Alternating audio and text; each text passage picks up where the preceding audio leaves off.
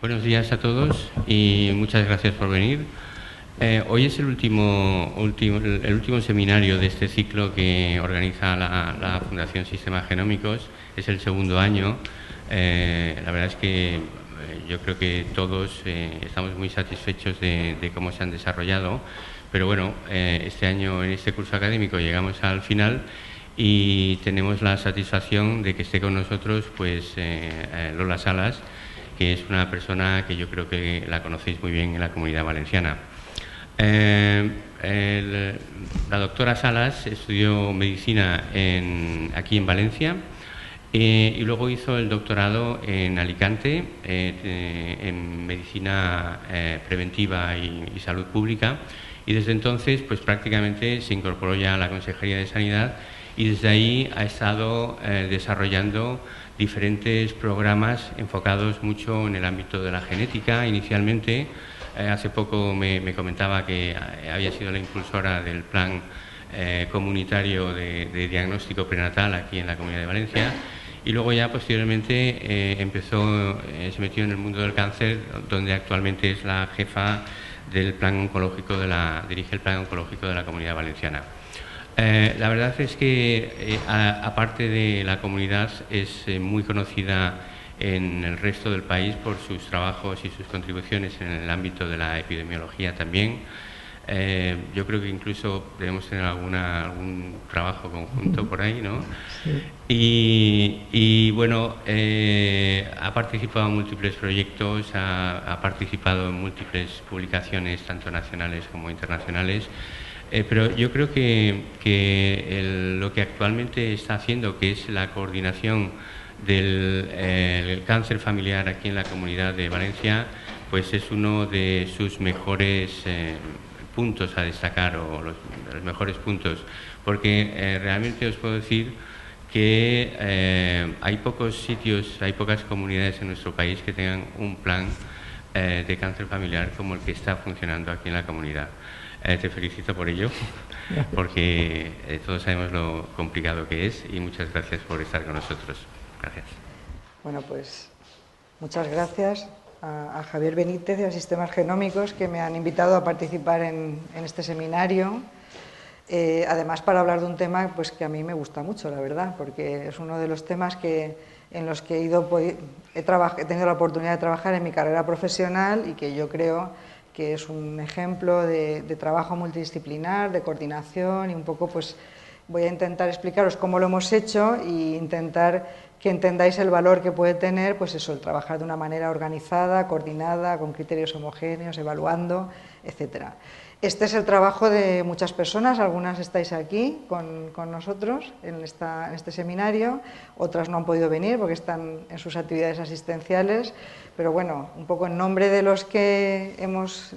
promovido este programa, pues os voy a contar un poco la situación de cómo lo hemos hecho y los logros que pensamos que hemos podido ir consiguiendo. El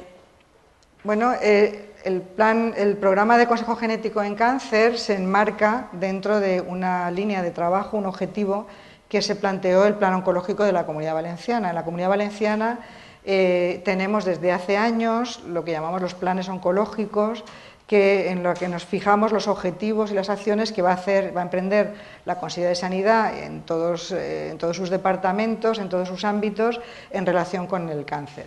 Y bueno, pues en el plan oncológico, en concreto esto fue en el que cogía el periodo 2002-2006, estamos ya 2 planes oncológicos más tarde. Una de las acciones que se planteó era crear unidades de consejo genético en cáncer, y decíamos específicamente pues dónde se tenían que crear, luego se crearon alguna más. Y aunque mucha gente piensa que a veces los planes son papel mojado, pues no, nosotros intentamos que sean de verdad un compromiso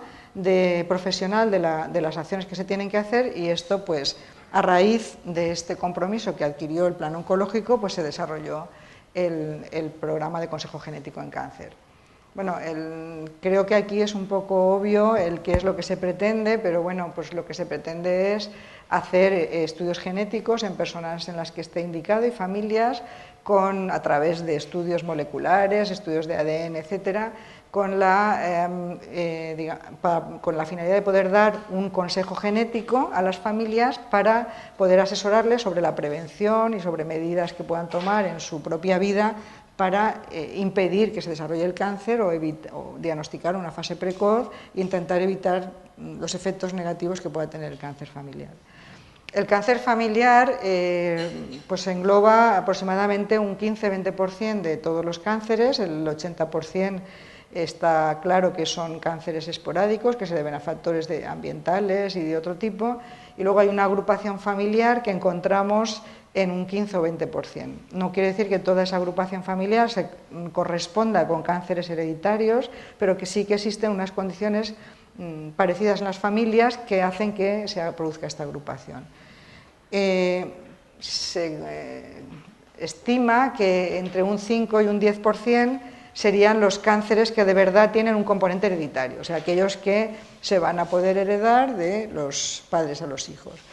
Esto un poco era para hacernos una idea de qué impacto tiene esto en la población. Bueno, pues el cáncer familiar no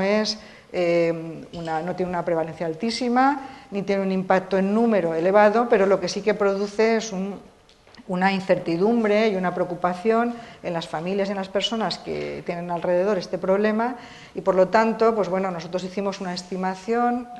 inicial cuando empezamos el programa del número de casos que íbamos a poder tener que atender, con un poco la finalidad de dimensionar la estructura que necesitaríamos, pero pensábamos que además del beneficio directo que podíamos aportar a estas personas que probablemente iban a tener un cáncer de este tipo hereditario, pues también está todo el asesoramiento que íbamos a poder producir a las familias de estas personas y también a otros grupos de personas y familias que, aunque no tienen un cáncer familiar, creen que sí que lo tienen, pues porque no conocen suficiente las condiciones que se deben cumplir para ello. El objetivo que persigue el programa, en definitiva, es reducir la mortalidad, pero si la reducción de la mortalidad con el cribado, que ha sido objeto de muchas controversias, solo se puede medir a 10 años vista o incluso un poco más, pues la repercusión que podamos tener respecto a la mortalidad con los programas de consejo genético en cáncer, pues la tendremos que medir mucho más adelante. Ahora tenemos que utilizar otro tipo de indicadores para evaluar el efecto, pero al final de todo esto pensamos que sí que habremos alcanzado también un efecto en disminuir la mortalidad. Y para ello lo que tenemos es no solamente que hacer el diagnóstico, sino que tenemos que hacer una vigilancia y seguimiento, una intervención temprana, cirugía profiláctica en algunos casos o quimioprevención si podemos, que lamentablemente tampoco tenemos muchas herramientas de quimioprevención.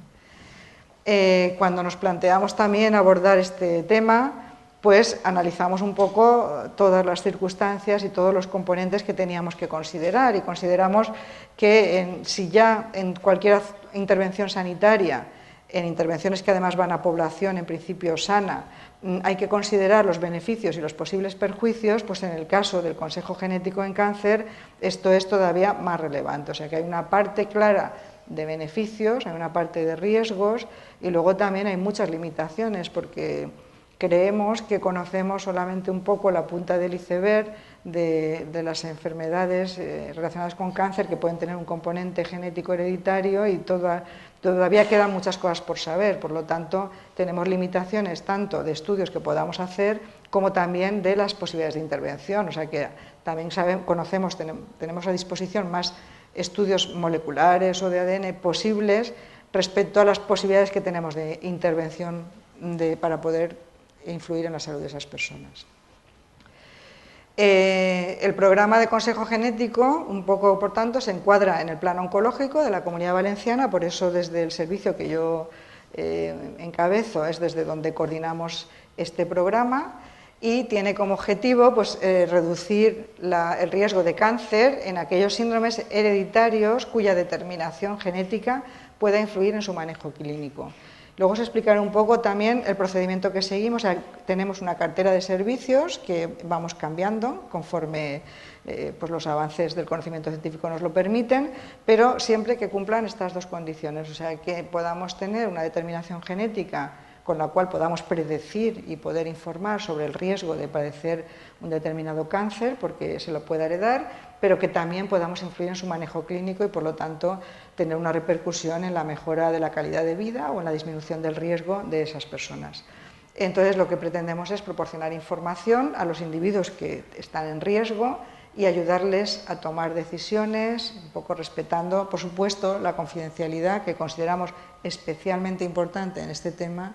y la autonomía de decisión de los pacientes. Se ve un poco pequeño, pero esto es para que veáis que esto ha habido un compromiso importante, porque esta es la segunda orden, hay una orden de la Consejería de Sanidad que regula el programa. Esta es una orden que es del año 2012, bastante reciente, en la que hemos actualizado una orden anterior, que es del 2005, que es por la que se creó el programa. Entonces, pretendemos con ello que haya una normalización conocida y pública por todas las personas, por las cuales puedan saber qué servicios ofrecemos y un poco a qué se pueden y cómo están organizados y a qué se pueden atener en ese contexto. Entonces, un poco ahí recoge desde a quién se le ofrece hasta cuál es nuestra cartera de servicios y cómo se va a ir ampliando. Para poder gestionar este programa, pues claro, yo, como ha dicho el doctor Benítez, yo soy especialista en medicina preventiva y salud pública. Y bueno, tengo un acercamiento al tema de la genética desde hace muchos años. Empezamos con Félix Prieto hace muchos años a hacer cosas de diagnóstico prenatal, etcétera. Pero tenemos un grupo de asesoramiento en Consejo Genético en Cáncer, que es un grupo multidisciplinar en el que participan pues distintos especialistas que están implicados en el programa. Y esta es un poco la herramienta en la que nos apoyamos desde la Consejería de Sanidad para la toma de decisiones. De hecho, este grupo tiene encomendado básicamente pues, el marcar las líneas de desarrollo, el proponer y estudiar los nuevos síndromes que se deben incluir en la cartera de servicios y, en fin, un poco definir también líneas de investigación. Este grupo ha permitido también, o sea, que el grupo de Consejo Genético en Cáncer de la Comunidad Valenciana pues ha hecho también publicaciones científicas, pues que hemos podido hacer también gracias a que hemos trabajado como un grupo cooperativo, o sea, que hemos compartido toda la información de que se dispone en el programa de Consejo Genético. Y un poco este grupo es el que lidera este programa y el que lo coordina. ¿Qué síndromes tenemos incluidos? Pues tenemos esta lista de síndromes, que bueno, pues los más frecuentes, ahora luego veremos algún dato, los que nos producen más consultas, más número de consultas son los dos primeros, que es el síndrome de cáncer de mama y ovario familiar y el síndrome de Lynch, 1 y 2. Estos son los que más consultas nos producen, pero luego tenemos una lista de síntomas, una lista de síndromes, que empezando por el PAF, y neoplasia endocrina múltiple, retinoblastoma, von Hippel-Lindau, síndrome de Cowden y Peutz-Jeghers. Actualmente tenemos dos síndromes que están a punto de entrar en la cartera de servicios también, y lo que hacemos habitualmente es, una vez al año, pues hacemos una revisión de cuál es el nivel de evidencia para que estos síndromes puedan entrar o no en la cartera de servicio. También hemos especificado en la orden qué estudios hacemos, o sea, por una parte, qué síndromes familiares atendemos y luego qué estudios y qué genes analizamos de manera sistemática para reconocer estos síndromes. Y esto también vamos cambiándolo conforme consideramos que hay que ampliar la cartera de servicios. La orden regula, porque uno de los problemas que nos encontramos al principio era que, claro, nosotros definimos el programa inicialmente, pero las cosas van cambiando, y más en este tema, que es un tema en el que las innovaciones pues, aparecen más rápidamente de lo que somos a veces capaces de asumir. Entonces, lo que hicimos también es regular un procedimiento para que no nos viéramos cogidos a una cartera de servicios muy cerrada y que no nos permitiera ir cambiando. Entonces, la orden establece que para la introducción de nuevos síndromes pues hacemos un estudio, entonces preparamos un informe sobre un poco que valora la evidencia, o sea que pone cuál es la evidencia científica respecto a la indicación de que esos síndromes deberían entrar en la cartera de servicios o no. También hacemos un estudio de costes, ahora no se puede hacer nada sin estudiar coste-efectividad y mucho menos entrar en una cartera de servicios del sistema sanitario, y a partir de ahí, bueno, pues una vez visto la pertinencia, el impacto presupuestario, etcétera, pues ese documento lo pasamos a los responsables de ordenación sanitaria para que lo incluyan. Entonces lo incluyen en la cartera de servicios y a partir de ahí pues cualquier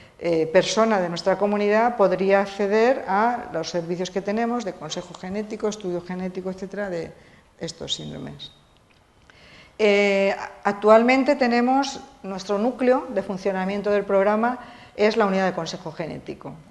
La organización es más compleja, ahora lo iremos viendo, pero el núcleo principal, o sea, donde está el núcleo de la actividad, está en las unidades de consejo genético en cáncer, que ahora mismo tenemos 5 unidades, que son una en el Hospital Provincial de Castellón, otra en el Hospital La Fe de Valencia, en el Hospital Clínico, en este hospital tiene una unidad de consejo genético, el Instituto Valenciano de Oncología, y luego en Alicante en el Hospital General de Elche. Estas son las 5 unidades que actualmente tenemos en la Comunidad Valenciana. Lo específico, porque otras comunidades también tienen unidades de consejo genético, pero bueno, lo que nosotros le vemos que es un valor añadido importante es que estas unidades están sectorizadas, o sea, hay un mapa de sectorización por el cual cada departamento de salud, sabéis que aquí la estructura sanitaria en la Comunidad Valenciana está organizada en departamentos de salud, que normalmente disponen de al menos un hospital comarcal o departamental. Entonces, cada departamento tiene asignado una unidad de consejo genético, por lo tanto, cualquier facultativo de la Comunidad Valenciana conoce, tiene a disposición una unidad de consejo genético a la que puede remitir directamente los consultantes relacionados con este tema.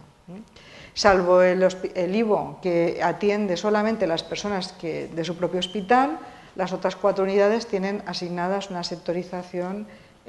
según el mapa sanitario de que disponemos. ¿Qué profesionales componen la unidad? Pues al principio, bueno, esto lo empezamos a montar en el año 2005 y no sé si ahora habríamos podido, pero ahora, en ese momento se crearon unidades con los requisitos que consideramos necesarios, y esto tienen un profesional, un facultativo, que es un oncólogo médico, al que durante varios meses los formamos especialmente en consejo genético en cáncer, estuvieron yendo a distintos centros en España que tenían experiencia en esta materia, y bueno, tienen una enfermera, pero son enfermeras. Básicamente tienen personal administrativo propio para gestionar la unidad y luego tienen, y esto es importante, una psicóloga, también formamos específicamente en esta materia y que consideramos clave que debe componer y que es una persona clave en los equipos de consejo genético en cáncer. Esto cuando antes de empezar el programa fuimos a hablar con varias instituciones que tenían programas de consejo genético y nos dijeron sin psicólogos no empecéis a hacer un programa de consejo genético porque hay un componente que es la capacidad de asumir estos diagnósticos, la capacidad de afrontar después todas las consecuencias que tiene el consejo genético que le damos, y consideramos imprescindibles que en el equipo básico de la unidad hubiera personas formadas en esta materia, que sí que las tenemos. Y de hecho en el procedimiento de atención de la unidad prácticamente todas las personas pasan por este especialista. ¿Cómo se organizan las actividades del programa? Bueno, pues en la unidad de consejo genético lo que se hace es una unidad clínica, de atención clínica, o sea que tiene una consulta, tiene consulta de enfermería y del facultativo,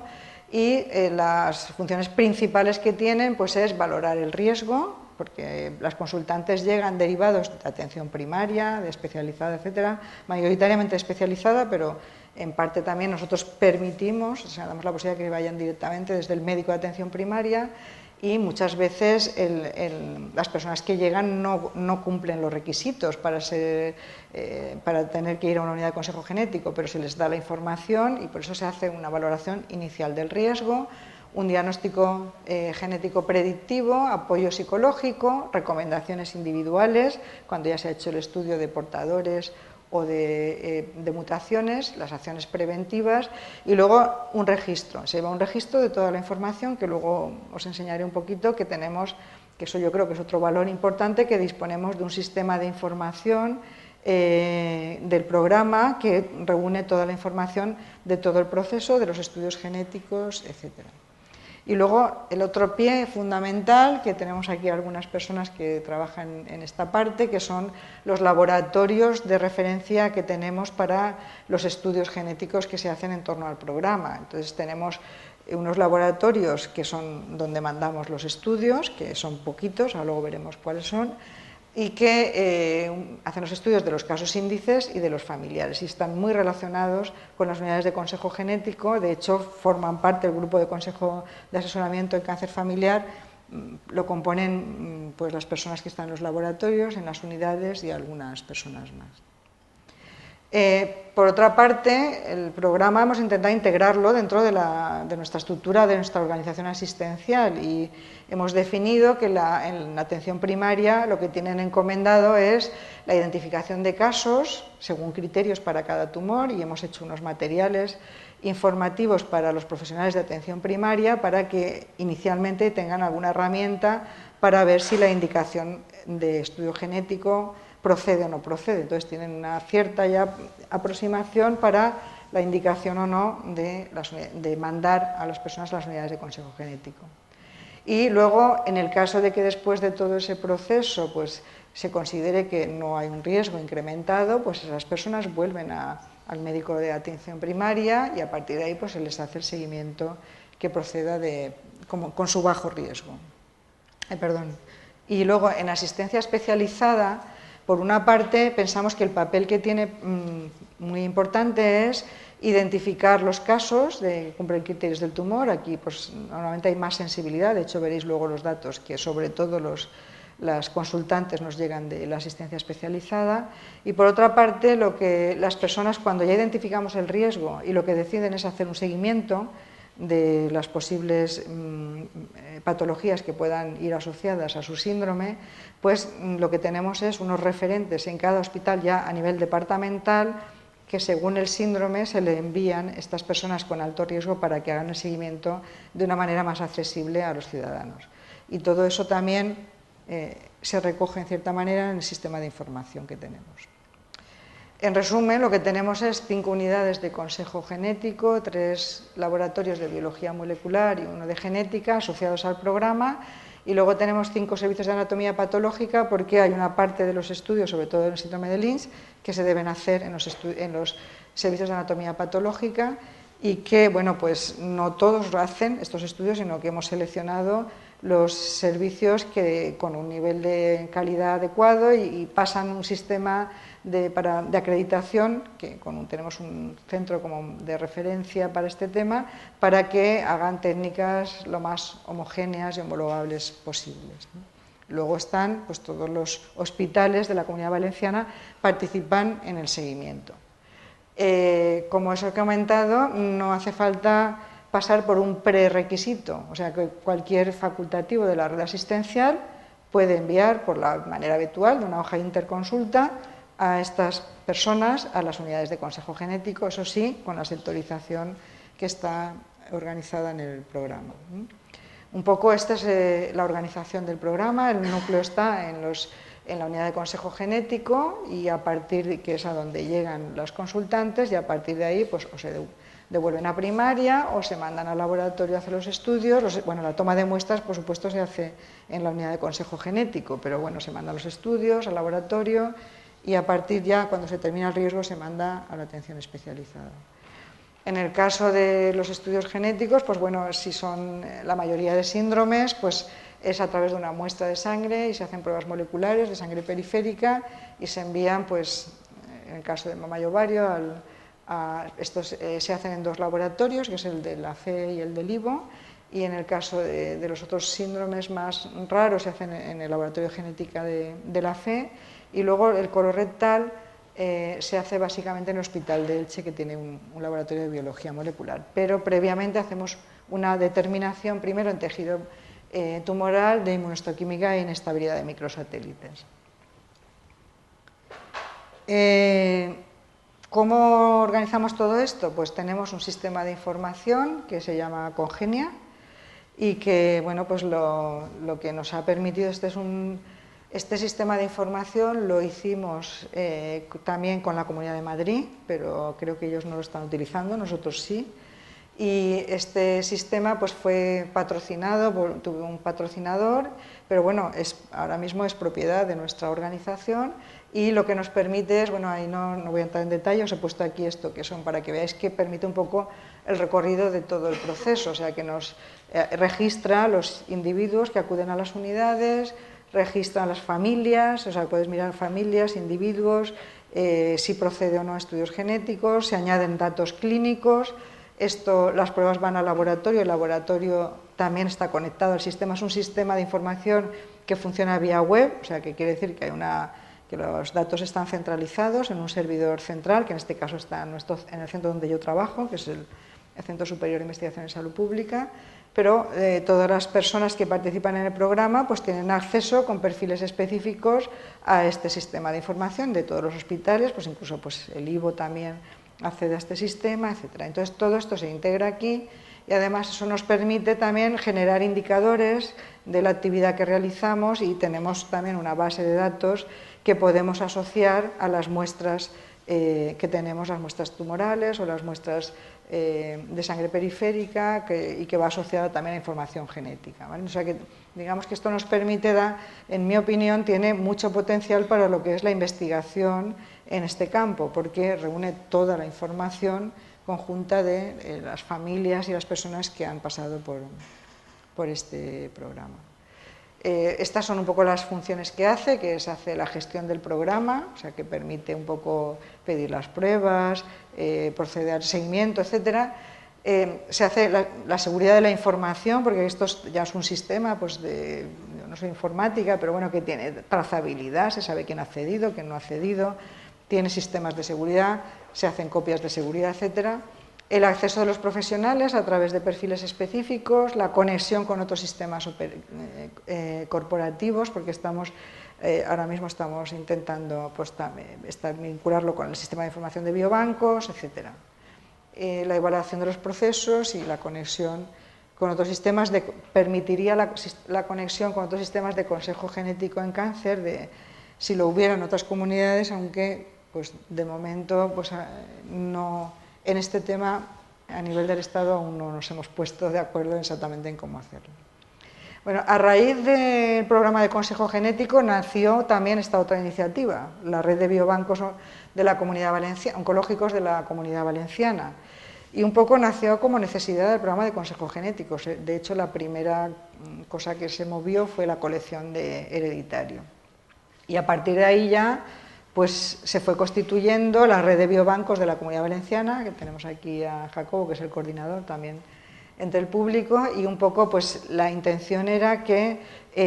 normalizar las colecciones de muestras tumorales que había en la comunidad, ir promoviendo que hubiera una infraestructura distribuida, a ser posible, para poder coleccionar muestras ya con criterios de criopreservación, etcétera. Y en concreto lo que queríamos era darle cobertura a la colección de muestras de consejo genético, porque pensábamos que iba a tener un valor para el futuro también, o sea que ahí esas muestras, estábamos coleccionando muestras de personas y de familias en las que encontrábamos o no mutaciones, pero que como esto estaba en continua evolución, mantener esa colección de consejo genético nos permitiría darle otras posibilidades tanto diagnósticas como de investigación para el futuro. Y bueno, tenemos esa colección de hereditario que la tenemos centralizada en el biobanco del Centro Superior de Investigación en Salud Pública, o sea que las muestras se toman en los laboratorios estos de referencia, pero se envían al biobanco del Centro Superior de Investigación en Salud Pública y ahí es donde se mantienen y se coleccionan. Y bueno, se gestiona a través del sistema de información de biobancos, que en este caso es este sistema que os he puesto aquí un poco, pero para que veáis que tiene también un sistema de información específico y que permite la gestión de donantes, el módulo de laboratorios y la gestión de solicitudes. Esta colección está acompañada, que lo hicimos desde el principio, de los consentimientos informados, porque enseguida vimos que era necesario que estuviera regulado el acceso a este tipo de muestras. Y salió la Ley de Investigación Biomédica y, cogiéndonos a la Ley de Investigación Biomédica, pues cuando se toma la muestra a los pacientes ya desde el inicio, se les solicita un consentimiento informado no solo para hacer el estudio genético, sino otro consentimiento informado para ceder la muestra al biobanco con fines de investigación biomédica. Por lo tanto, hay quien dice que sí, que no, la mayoría la verdad es que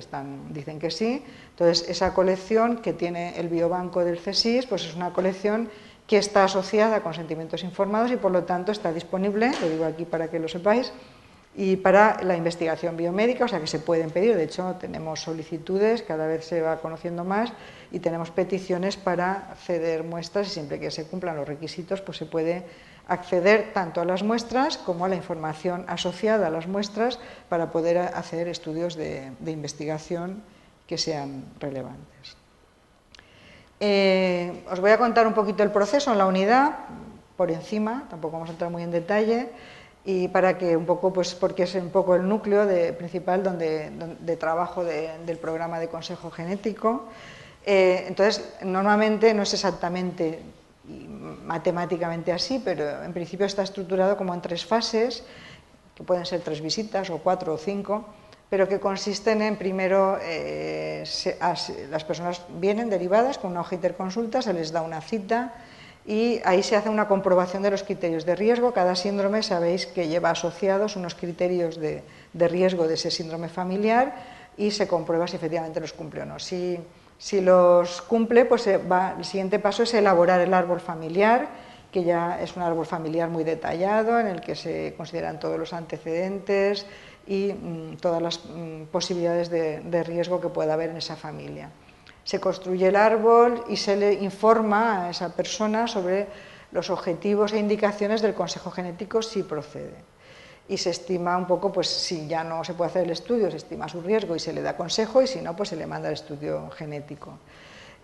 No siempre hay que hacerlo en un caso índice, o sea, que se busca en la familia un caso en el que haya un tumor. Inicialmente se busca intentar hacer el estudio sobre el familiar en que el riesgo sea mayor, o sea, que si hay varios miembros de la familia que han tenido un determinado cáncer, pues el más joven, etcétera, según la disponibilidad que haya de los casos índices para hacer el estudio de esa familia.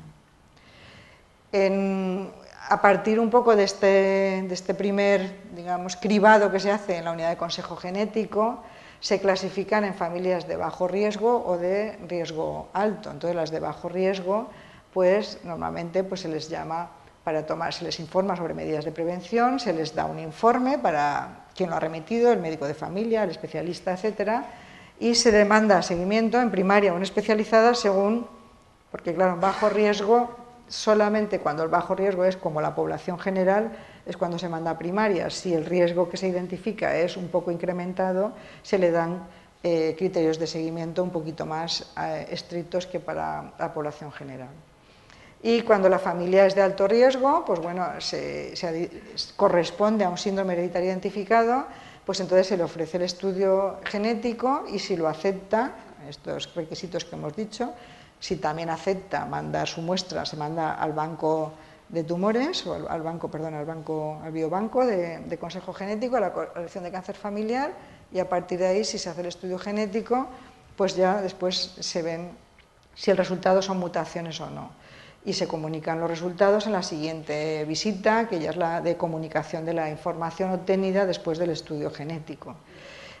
Nos encontramos que, claro, cuando una familia ya es de alto riesgo, pues podemos encontrar la mutación o no, ahora veremos algunos porcentajes de qué mutaciones encontramos, pero son todo familias ya de un riesgo incrementado, entonces a todas estas familias pasan a esta rama que sería la estimación, se hace una estimación individual del riesgo, si procede pasan por la consulta de la psicóloga, etcétera. Y aquellas que sí que encontramos una mutación, lo que se hace es ofrecer el estudio genético al conjunto de los miembros de la familia, porque ahí es donde el programa obtiene más beneficios, porque va a haber una parte importante de la familia que no va a tener ningún riesgo, va a ser el mismo riesgo que la población general, la mitad aproximadamente tendrá el mismo riesgo que la población general y la otra mitad es la que tendrá un riesgo incrementado, ¿no? Entonces esto, y por supuesto ya todas estas personas pasan por la consulta de la psicóloga. Al final todo esto acaba en unas recomendaciones que las tenemos también estandarizadas para cada síndrome, para cada situación, pero no exactamente, cada persona, esa parte, digamos, de individualización la hace el facultativo de la unidad de consejo genético, y entonces sobre las recomendaciones estándar o más o menos establecidas que tenemos para cada una de las situaciones, pues se dan recomendaciones individuales que pueden ser seguimiento clínico en un porcentaje alto, pero en algunos casos puede ser cirugía profiláctica. Entonces, esto de que se ha hablado tanto estas semanas pasadas de la mastectomía profiláctica, pues sí, hacemos mastectomía profiláctica cuando está indicado y cuando la mujer toma la decisión de que esa es su decisión respecto a la posibilidad de asumir un riesgo en el futuro o no. Y también se hacen oforectomías, en fin, que todo eso entra dentro. No tendría sentido hacer un programa de consejo genético que no pudiera ofrecer esas alternativas también terapéuticas que sí que se están ofreciendo en el contexto de este programa. Os he traído aquí un ejemplo. O sea, esto nos ha obligado también, claro, todo esto lo hemos tenido que ir normalizando, por lo tanto hemos hecho información para la población, que en principio está en atención primaria, para cuando llega una persona preocupada por estos temas, pues que sepa un poco, pues una idea de si sería objeto su preocupación de ir a una unidad de consejo genético o no. Luego tenemos lo que llamamos informe para profesionales sanitarios. Realmente esto es como la información resumida para los profesionales básicamente de atención primaria, para que puedan manejarse sobre todo con una buena indicación de las consultas a las unidades de consejo genético. Y también hicimos una guía de práctica clínica en cáncer hereditario. Estamos en un tema que es un tema complejo, que necesita mucha evidencia, que la evidencia en la que nos movemos pues es regular, porque se han hecho estudios, pero no estudios suficientemente grandes, suficientemente potentes, etcétera. Pero aquí hemos recogido, hay varias guías en España, no muchas, la verdad, pero hay algunas guías, y aquí nosotros pues hemos recogido con el nivel de evidencia asentamos un poco en la guía pues los criterios que aplicamos, tanto de por qué incluimos unos síndromes, por qué no, qué indicación de estudio genético hacemos y qué protocolo de actuación de seguimiento o no indicamos. Todo ello con el nivel de evidencia que disponemos en esta materia, que es, yo diría que intermedio, ¿vale? Y eso lo tenemos y lo intentamos ir actualizando conforme la evidencia avanza. En mi opinión también, y eso lo estamos intentando también porque yo también tengo la oportunidad de ir al Consejo Interterritorial de las Estrategias del Cáncer, cada vez estamos todas en este país más convencidos de que ahí podemos mejorar mucho si compartimos este tipo de... porque la evidencia científica es la que hay, ¿vale? Por lo tanto, las guías de práctica clínica podríamos compartirlas muy bien en España, y eso es lo que estamos intentando. De hecho, hay un sistema donde se coordinan todas las guías, que es Guía Salud, y un poco la idea es que ya no haga cada uno su guía, sino que adaptemos las guías más actualizadas a nuestra organización, pero que el estudio de evidencia pues se haga un poco para todos. Y bueno, algunos resultados para que veáis un poco pues que hemos hecho. Pues bueno, pues hemos tenido más de 14.000 personas, estos son datos hasta el 2012, más de 14.000 personas han pasado por las unidades de consejo genético, y de ellas pues unas 11.000 cumplían criterios, o sea que estaba indicado que fueran. Luego otra cosa es que el riesgo fuera bajo o alto, pero en principio cumplían los criterios, con lo cual yo creo que no está mal. O sea que hemos ido mejorando. Esto si lo viéramos en un evolutivo desde el principio a ahora, pues hemos ido mejorando, pero estamos cerca del 80% de buena indicación. Pues yo creo que eso está bien. Sobre todo, ¿qué vemos? Pues de lo que hay más conciencia, que no más patología, pero sí más conciencia, es de cáncer de mama. Pues sobre todo vemos que el 60% son de síndrome de mama y ovario, el 31% son del cáncer no polipósico, del cáncer de colon. Y lo demás, pues ya la siguiente es la poliposis adenomatosa familiar, y luego ya, claro, son porcentajes muy pequeños porque son síndromes muy poco frecuentes. Seguramente esto de aquí 3 o 4 años cambiará, porque también la conciencia de la población, nosotros llevamos también el programa de cribado de cáncer colorectal, y así como en mama participan el 75%, en el programa de cribado de cáncer colorectal participan el 50%, y es porque hemos hecho varios estudios, la percepción de riesgo en cáncer de colon todavía es baja, Entonces probablemente el cáncer de colon, que tiene una frecuencia muy alta, pues esta cambia, pero ahora mismo es la mayoría de consultas son por cáncer de mama. ¿De dónde provienen? O sea, si vienen de primaria o especializada, pues sobre todo vienen de atención especializada, o sea que solamente un 8% vienen de atención primaria. Yo creo que los médicos de primaria no se atreven mucho a mandar estas consultas y las mandan mediadas por el especialista a pesar de que tienen esa posibilidad. También yo creo que falta formación. Estamos haciendo cursos, ahora tenemos cursos online, lo digo también para que lo sepáis, que ofrecemos a través de la EBES, que tiene una plataforma online, y entonces tenemos un curso cada año para formación en consejo genético en cáncer. Yo creo que con eso pues al final irá cambiando un poco este porcentaje. Esto es el porcentaje de adecuación respecto a los criterios de cómo se mandan, o sea, por cada síndrome. Quizá aquí lo más llamativo es, pues bueno, pues que en mama, claro, y en el colon, pues no son donde más incertidumbres hay, porque es también más frecuente, entonces hay más inadecuación también, o sea que en los otros, que son síndromes más raros, se conocen más, las familias están mejor informadas y la adecuación ya es mucho mayor. Estas son de las familias. Una vez las familias detectamos que sí que cumplen criterios, entonces intentamos localizar un caso índice y enviarles y mandar un estudio genético. Entonces, a partir de ahí, esto es un dato que nos indica un poco la adhesión. O sea, una vez, porque se les informa, o sea, aquí hay gente que ya se retira de la posibilidad de hacer el estudio. O sea, cuando una vez le dices, pues sí, usted es de alto riesgo, ahora tiene la posibilidad de hacer estudio genético, tenemos que buscar un caso índice, una persona en la familia que haya padecido este cáncer para hacer el estudio. Bueno, pues hay un porcentaje que es bastante homogéneo, de un 88% de las personas que sí, familias que procede, que al final se haga un estudio de un caso índice. Y luego tenemos una media, después a partir de ahí pues encontramos la mutación o no, y a partir de ahí se ofrece el estudio a los familiares, y esto es un poco la media de familiares por caso índice, que está entre 5 y 6, o sea, entre 5 y 6 familiares se estudian en cada familia en la que hemos encontrado una mutación patogénica, o sea que es más o menos la media, que no es igual en todos los síndromes, pero bueno, lo importante es que está más o menos entre 5 y 6.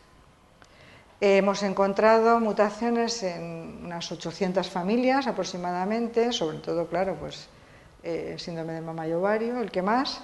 y pues menos en las más frecuentes, pero bueno, aquí lo importante es que ya tenemos en la Comunidad Valenciana 800 familias identificadas con mutación patogénica y en la que se han hecho estudios familiares, etc. Las mutaciones diagnosticadas en casos índices, estos son los porcentajes que encontramos, o sea, de los que estudiamos,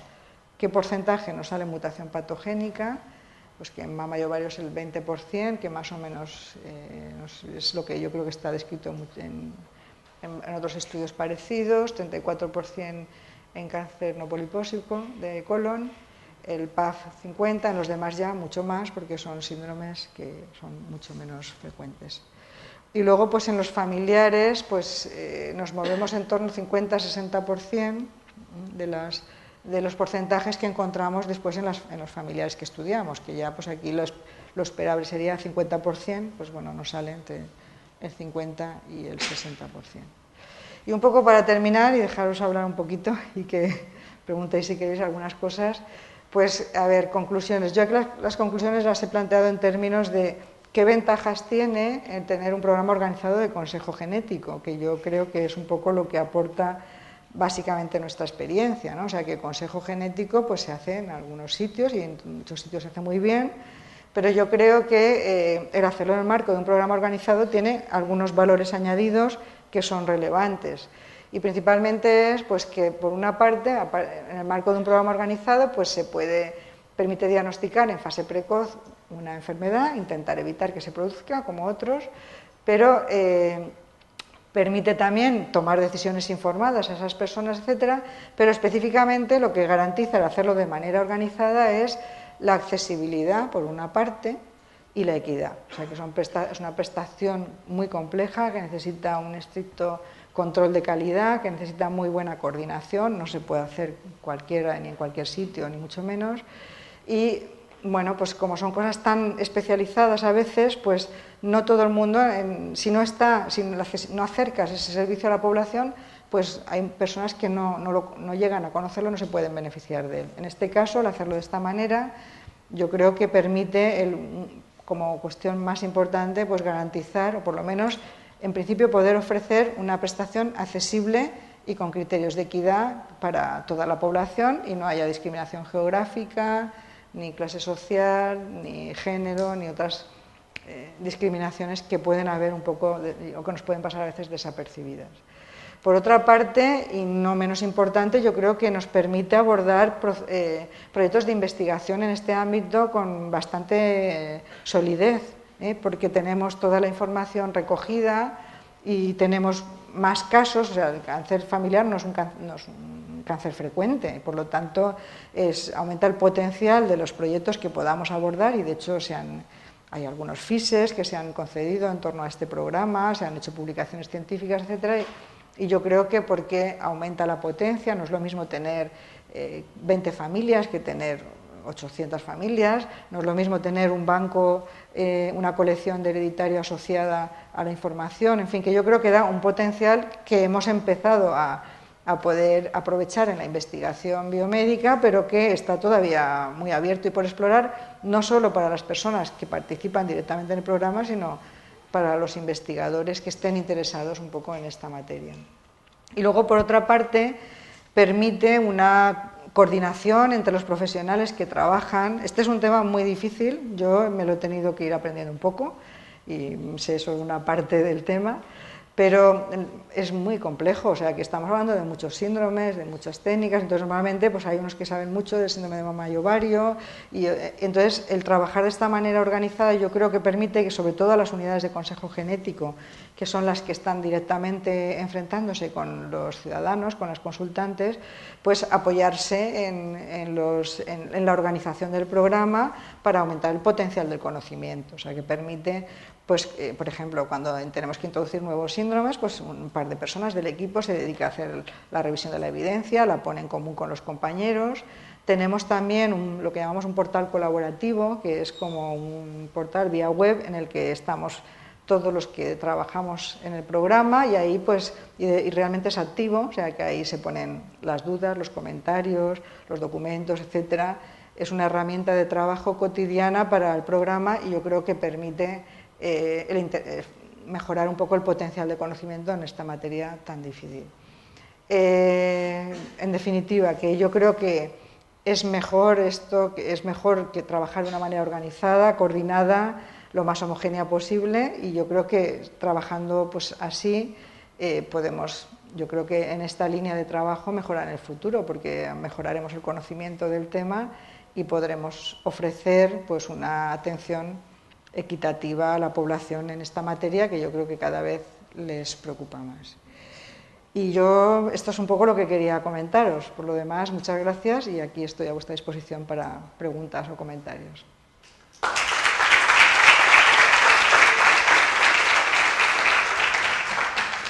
Has hecho una exposición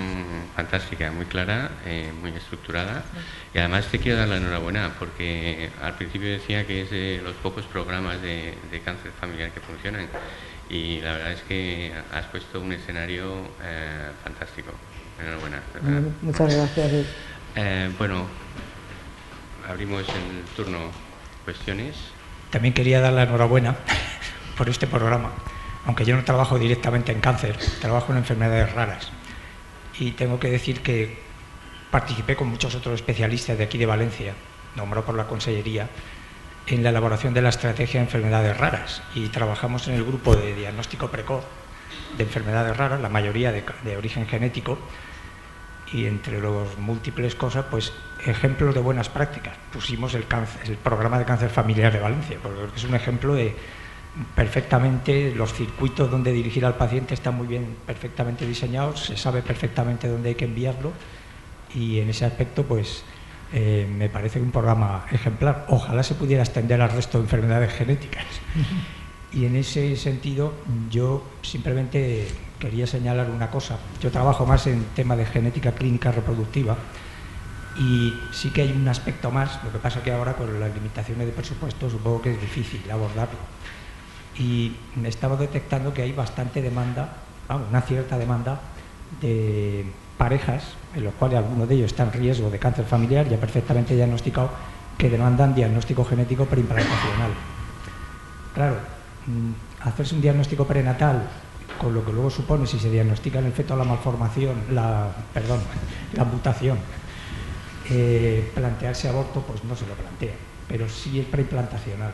porque claro, quieren, y es legítimo, ¿no? No quieren transmitir eso a la descendencia. Entonces, pues ya digo, que hay limitaciones hoy día económicas, pero yo se estimularía que eso, en fin, se incluyera y se le diera también en el programa. Pues a ver, sí, esto es lo que nos queda, toca la espinita. El diagnóstico genético preimplantacional, nosotros claro que nos lo hemos planteado en el programa, de hecho tenemos un documento elaborado y un protocolo para cómo organizar ese tema, incluso una propuesta de qué síndromes deberían ir de una manera, qué síndromes deberían ir de otra, qué parte podría asumir la unidad de consejo genético y qué parte debería asumir la unidad de reproducción. Pero estamos un poco a la espera, sabéis que también está estos meses haciéndose la cartera de servicios del Sistema Nacional de Salud, uno de los temas que se está tratando también son estos. Nosotros hemos pasado la propuesta, desde el programa hemos hecho una propuesta para que sea parte también de nuestra prestación.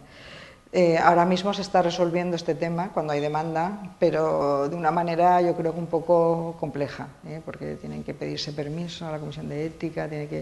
en fin, estamos resolviendo los casos concretos, pero tenemos un protocolo elaborado que esperemos que nos lo autoricen pronto. Lola, tengo un par de cuestiones. Bueno, la primera hace referencia,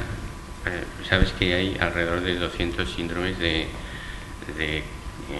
cáncer hereditario, de susceptibilidad al cáncer, ¿no? Entonces ahora en estos momentos estáis haciendo 10 más o menos. ¿Qué se hace con los otros síndromes que se pueden ver en la consulta y que no están dentro de esta cartera de servicio? Eso es un punto. Y el segundo, relacionado también, he visto que únicamente había alrededor de unas 300 familias con otros síndromes desconocidos o con otras consultas que no se ajustaban a ninguna de ellas. Y eso realmente es un número muy bajo. Un número muy bajo porque si hay un periodo de 7 años, 5 centros, eso significa que únicamente se están viendo 10 familias con, no sé, supongo que con cáncer de próstata familiar o con cáncer de páncreas familiar. Únicamente se ven 10 familias por año en esos centros. ¿Qué pasa con esas otras familias que tienen otro tipo de cánceres o de agregación familiar? No están reflejados ahí en las consultas. Están reflejadas en las que no procede también, ¿vale? O sea, por la primera pregunta. A ver, nosotros lo que hemos intentado es establecer un criterio, porque si no es imposible. Entonces el criterio que hemos establecido es tiene que haber un cierto nivel de evidencia de que básicamente el problema es que tenga una aplicación clínica aceptable, o sea, que podamos ofrecer no solo que haya un estudio, sino que podamos ofrecer alguna salida a esas personas o familias. Entonces, y eso tiene que estar avalado con un argumentario de evidencia científica. Entonces, lo que hacemos es, de hecho nos hemos reunido hace poco el grupo de consejo genético, es mientras está en procedimiento, o sea, ahora tenemos dos, lo que llamamos, si se considera que debería estar en la cartera pero todavía no está, lo que hacemos es abrir como un procedimiento. Entonces se hace un documento inicial y con eso en principio lo que hacemos es que el programa acepta que esos síndromes, el programa digamos que aprueba el que esos síndromes están en estudio y entonces se hace una solicitud al gerente de cada hospital para que financie, pero normalmente eso se financia, o sea que si está el síndrome en estudio, que es que estamos acabando de hacer el documento exhaustivo para que pase a la cartera aunque no lo hayamos acabado, el síndrome se considera que sí, que debería formar del paquete y se va autorizando. Los otros síndromes, en principio, lo que hacemos es, recientemente también hemos tenido algún caso concreto, entonces lo planteamos en este portal del programa y lo que hacemos es considerarlo como una investigación, ¿vale? Y entonces lo que recomendamos es que se busque en contacto con grupos en España o en otros países que estén trabajando sobre esos síndromes y a partir de ahí intentar meterlo en un protocolo como de investigación, ¿eh? O sea, que no atender casos, o sea, lo que no queremos hacer es atender síndromes o casos que no haya una aplicación clínica clara y atenderlos nosotros en una consulta, sino que eso ya darle un marco en el cual pues, estaría avalado en una investigación científica que podría acabar incluyendo ese síndrome ahí. Y luego, eso que te llama la atención de otros, pues porque ahí en otros de verdad realmente no debería haber ninguno, según los criterios que nosotros utilizamos. Realmente en otros ahí los que sí que se están quedando en las unidades para hacer algún tipo de seguimiento, pero el paquete de otros está en los que no procede. Entonces son los que llegan normalmente por solicitudes de síndromes que no están en la cartera de servicios y que no proceden. Nosotros consideramos que tenemos en la cartera todo aquello que tenga una aplicación clínica, ¿eh? O sea que si no está es porque en la opinión del grupo nuestro no tiene una aplicación clínica clara, ¿eh? Esta es un poco, seguramente no estaríamos de acuerdo en todo. Estamos abiertos, ¿eh? a cambiar eso. Enhorabuena, Lola, por lo que por lo que has hecho, porque yo creo que es un ejemplo de haber logrado coordinar a mucha gente y eso es complejísimo. Y creo que sirves de ejemplo para muchos de los que estamos en este tema. Yo quería preguntarte con respecto a lo que has comentado de estudios costo-beneficio sociales, si tenéis algún dato que podáis ofrecernos con respecto a las pruebas genéticas. A ver, respecto a lo primero, me abrumáis un poco, ¿eh? Esto es gracias al trabajo de muchas personas, la verdad. Entonces, yo sí soy un poco la cabeza visible, pero que se sientan también todos reconocidos en esto. Y bueno, hemos hecho estudios por síndromes, ¿eh? Entonces sí, tenemos algunos datos de costes, porque hemos ido recabando sobre todo en este último periodo, porque como os haréis una idea, ahora que entre algo en la cartera de servicios, pues hay que argumentarlo muy sólidamente, ¿eh? Entonces tenemos algunas cosas que podríamos compartir, ¿eh? De hecho no hay ningún problema, o sea que nosotros estamos abiertos a que nos solicitéis estudios para hacer estudios de investigación, nos solicitéis muestras, nos solicitéis información, a cooperar con grupos que estéis trabajando en cualquier materia que tenga que ver con este tema y también a compartir información, por supuesto. Si queréis ya lo hablamos más en particular. Yo te haría otra pregunta más. El seguimiento de los pacientes, que es el gran caballo de batalla de todos los hospitales, de los pacientes asintomáticos, ¿no? Por llamarlo de alguna manera. Realmente aquí da la impresión de que esto lo tenéis controlado, pero es algo acumulativo. O sea, un año tienes 10, pero al año siguiente tienes esos 10 más otros 10 y al año siguiente 10 más 10 más 10. ¿Cómo manejáis? Esto es complejo, ¿eh? O sea, a ver, nosotros lo que hacemos es que los seguimientos clínicos de los pacientes no los hacen las unidades de consejo genético, los hacen en los hospitales del departamento. Entonces, tenemos identificado, eso sí que hemos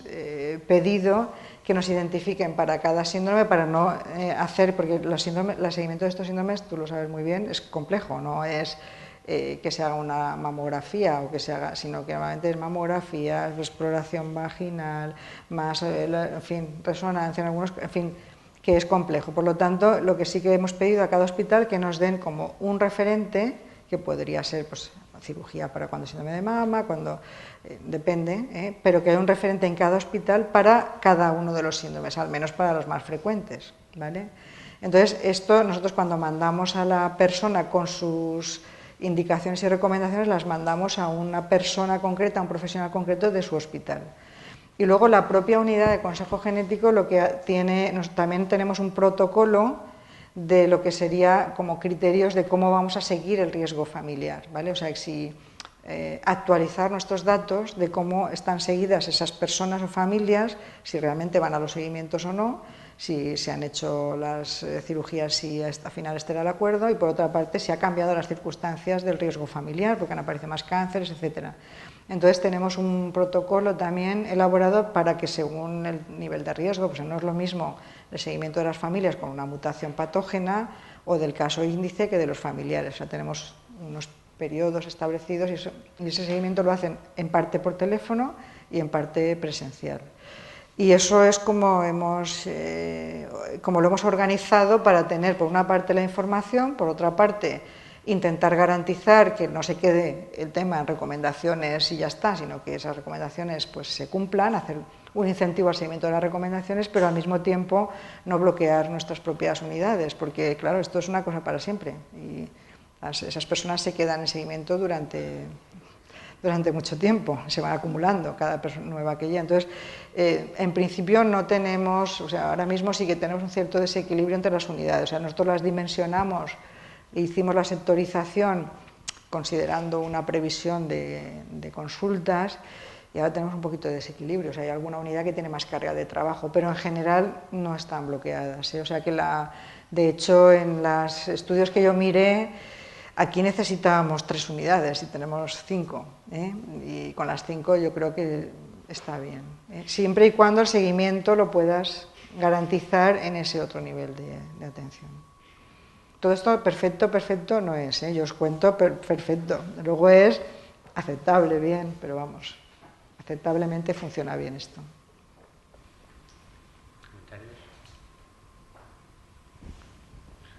Pues nada más, muchas gracias Lola por haber venido a clausurar ese curso académico y en nombre de la Fundación pues agradeceros a todos los que venís de forma esporádica o de forma continuada. Pues ya hasta el próximo curso académico. Bueno, pues, muchas gracias.